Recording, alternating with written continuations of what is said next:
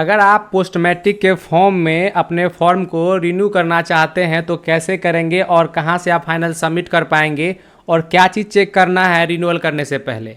नमस्कार दोस्तों, मेरा नाम है राज और आपका स्वागत है आपके हमारे YouTube channel rock star education में। सबसे पहले आपको देखिए, अगर आपने फर्स्ट ईयर के लिए यानी कि फ्रेश एप्लीकेशन पहले किया था एकेडमिक ईयर 22 और 23 के लिए, तो यहाँ पे देख सकते हैं हमने अप्लाई किया था, जहाँ पे एक जगह से जो है इंस्टीट्यूट जो है वेरीफाई कर अप्रूव कर चुका है। फिर भी हम यहाँ आएंगे, जो फर्स्ट नंबर पे दे रखा है certificate and bank account verification dashboard, इस पर क्लिक करना है। इस पर क्लिक कर आप देख लेंगे पहले कि आपका जो है डाटा सब कुछ सही सलामत है या नहीं। तो देख सकते हैं हर एक चीज़ मेरा वेरीफाई हो चुका है। देख सकते हैं यहाँ पे क्लियरली जो है सब वेरीफाइड है और जो है ग्रीन हो चुका है। इसका मतलब है कि मैं इसके अब रिन्यू करने के लिए मैं एलिजिबल हूँ। सिंपली रिन्यू जब करना होगा तो रिन्यूअल के लिए आपको यहाँ पर होगा अप्लाई फॉर स्कॉलरशिप, सिंपली इस पर क्लिक करना है।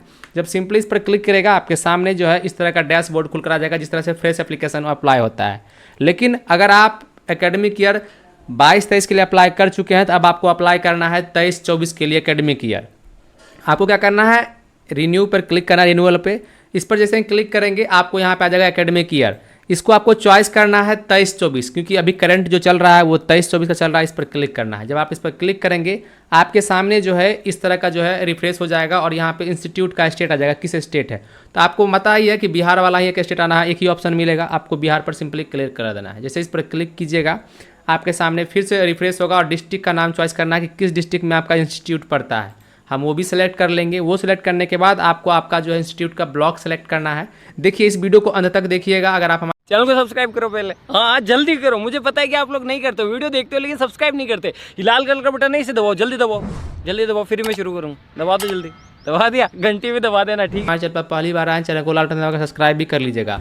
अगर आप डीएलएड किए हैं, बीएड किए हैं, चाहे आप कोई भी कोर्स किए हैं, जिस तरह से हम आपको अभी रिन्यूअल करना बताएंगे और सबमिट करना, इस तरह से अगर आप करते हैं तो होपफुली आपका 100% फॉर्म सबमिट हो जाएगा और 100% फॉर्म आपका रिजेक्ट भी नहीं होगा। ये हम गारंटी तो नहीं ले सकते, लेकिन हाँ 99% श्योर है कि आपका पैसा आ जाएगा, जिस तरह से हम जिस विधि से हम बताएंगे।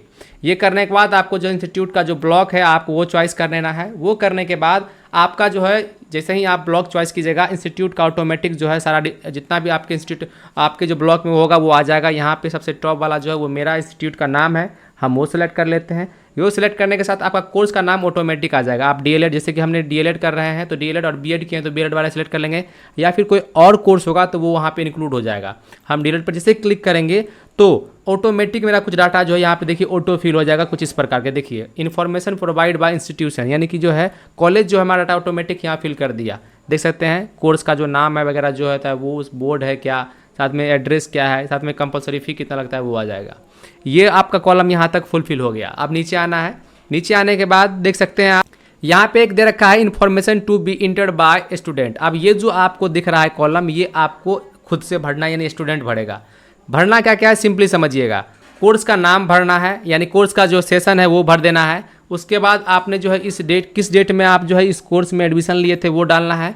ये सब आपके बोनाफाइड पे और आपके फी स्ट्रक्चर पे टोटली मेंशन होगा, वो आप देख लीजिएगा। हमारे पास जो है वो तो मेंशन है तो हम उसी के हिसाब से डाल रहे हैं। लेकिन अगर आप एडमिशन नहीं है आपके पास अगर फी रिसिप्ट, तो आप अपना जो है आप जिस समय एडमिशन कराए थे उसमें एडमिशन फी रिसिप्ट में आपका जो है दिया होगा।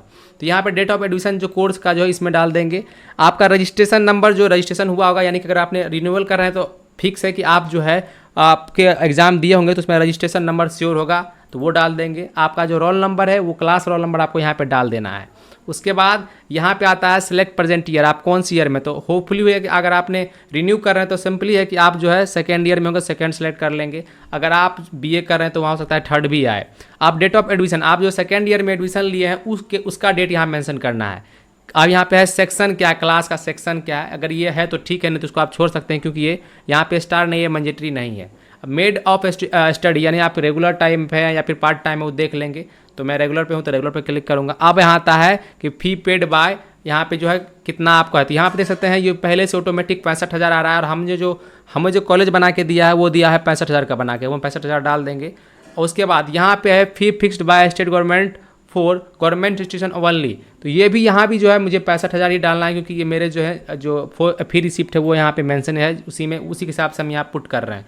ये डाटा अपने मन से मत पुट कीजिएगा, ये डाटा आपका जो है फी रिसिप्ट उसके हिसाब से आपको पुट करना है। याद रहे यह जो फॉर्म है पोस्ट मैट्रिक का रिन्यूअल कर रहे हैं और ये हम डीएलएड के लिए कर रहे हैं। अगर आपका और अन्य कोर्स है तो सेम जिस तरह से हम प्रक्रिया बता रहे हैं इसी तरह से आप करते हैं तो आप इसको फुलफिल करके रिन्यूअल कर पाइएगा।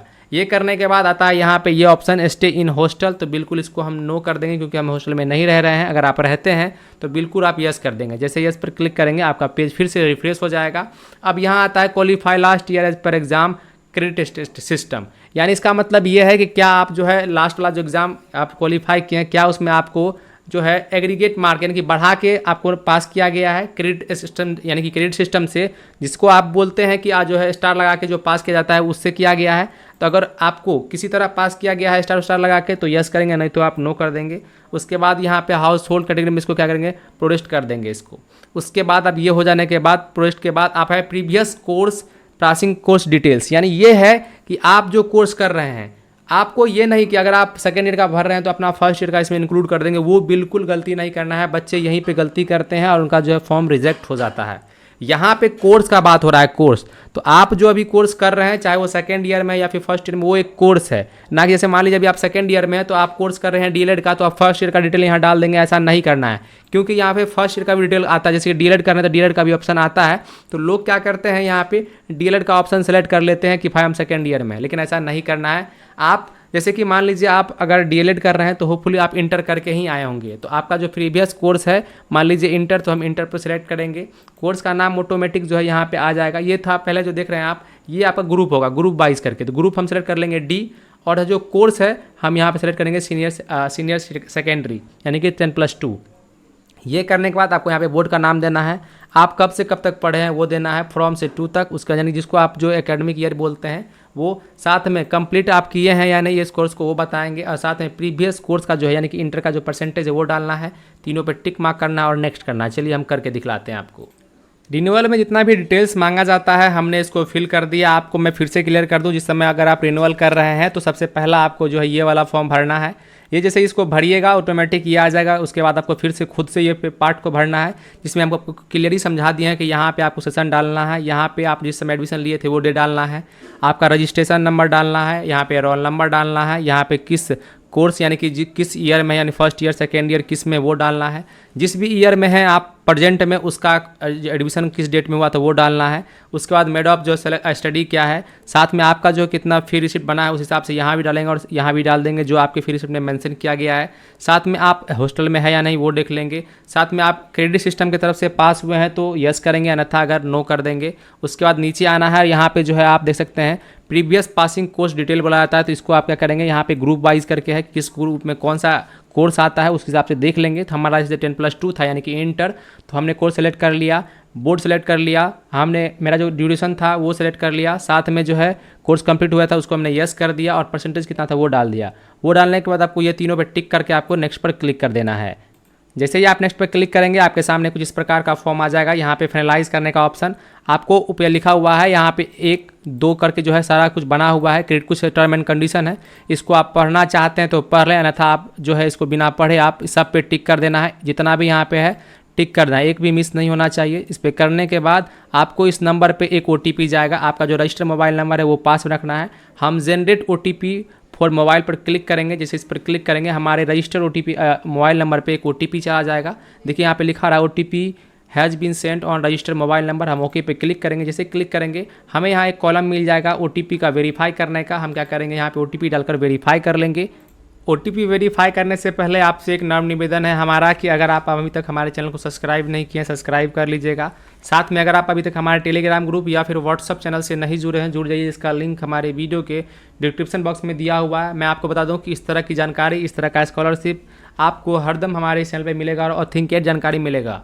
फेक और फर्जी चीज़ आपको हमारे इस चैनल पे नहीं देखने को मिलेगा कभी भी। हमारे पास OTP आ चुका है, हम वेरीफाई मोबाइल OTP वेरीफाई पे क्लिक करेंगे। हमारा जो है OTP वेरीफाइड हो चुका है। देखिए मोबाइल नंबर वेरीफाइड, आपको प्रीव्यू करके देखना है, देख सकते हैं, अन्यथा आप सीधा नेक्स्ट पर क्लिक करेंगे। जैसे ही नेक्स्ट पे क्लिक करेंगे आपके सामने जो कुछ इस प्रकार का आ जाएगा जहाँ पे आपको अपलोड करना है एजुकेशनल डॉक्यूमेंट। जैसे कि क्या क्या करना है आप लोग बताते हैं। 10th का जो है आपको जो मार्कशीट अपलोड करना है, जिसमें कि आपको अपलोड भी करना है और सर्टिफिकेट नंबर और डेट ऑफ इशू डालना है।